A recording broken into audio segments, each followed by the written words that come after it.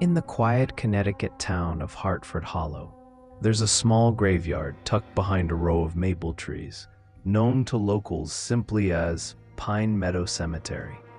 It's not on any map anymore, and most folks don't even know it exists, except for the old-timers who remember the stories. They say that every autumn, on the nights when fog rolls down from the river, a single light appears between the tombstones. It glows faint and steady, hovering a few feet above the ground. No one knows where it comes from. Some call it swamp gas, others think it's a lantern. But everyone agrees on one thing: if you follow the light, you don't come back the same. That's what Abby Porter, a journalism student from UConn, came to investigate for her podcast. Abby had always loved ghost stories, but she didn't believe in them. She was more interested in why people believed, the psychology behind superstition. So when she found a thread on a Hartford history forum about the cemetery light, she decided to record a field episode. She arrived just before sunset, parking near an overgrown trail that led to the old gates. Her recording gear crackled as she hit record. "This is Abby Porter, and I'm standing outside Pine Meadow Cemetery," she said. "Locals claim a mysterious light appears here every fall. I'm here to find out what's really behind it." The air smelled like wet leaves and iron. As the sun dipped lower, a soft mist began to rise between the trees. By the time Abby reached the cemetery gates, night had fallen completely. The wrought iron was cold and damp, the hinges whining as she pushed it open. Her flashlight beam caught on faded headstones, some leaning, others cracked in half.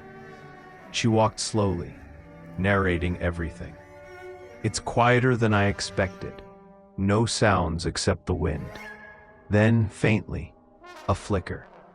At first, she thought it was a reflection from her light, but when she turned it off, the glow remained.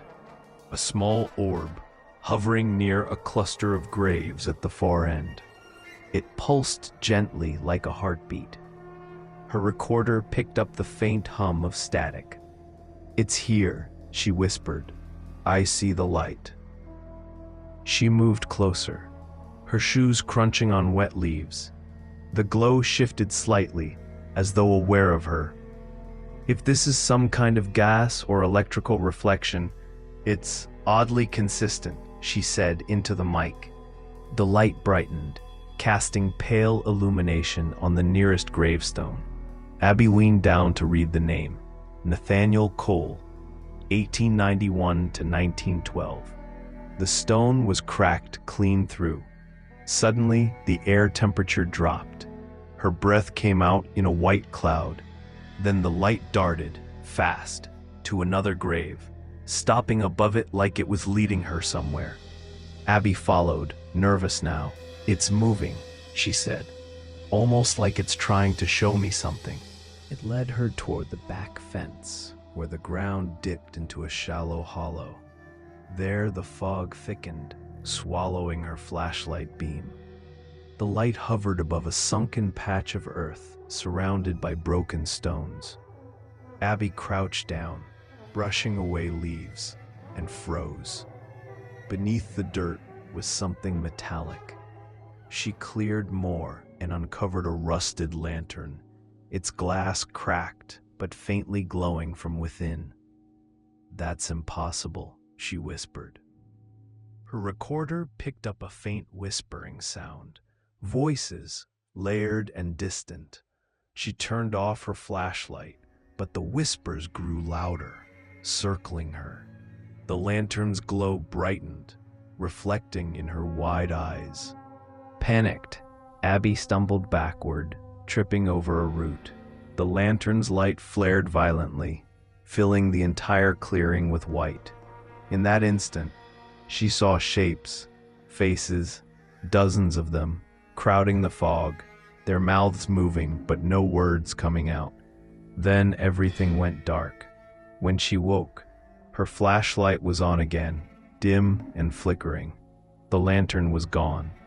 The ground where it had been was smooth, undisturbed, as if it had never existed. Her recorder still ran, but the audio was just static, with one faint voice under it, whispering her name. She ran all the way back to her car, the iron gate slamming shut behind her. Abby never aired that episode. Friends said she stopped recording entirely after that night. But months later, someone uploaded a file to her podcast feed titled The Final Light. It was just 6 minutes of silence, except for the last 30 seconds, where a faint hum and a woman's breathing could be heard. In the background, there's a single word whispered over and over: follow. Locals claim that since then, a second light sometimes appears in the cemetery, smaller, dimmer, following the first. They say that's Abby, still chasing the truth, her recorder in hand. And if you stand at the gate on a foggy night, you might see it too, glowing softly in the distance, waiting for someone else to follow.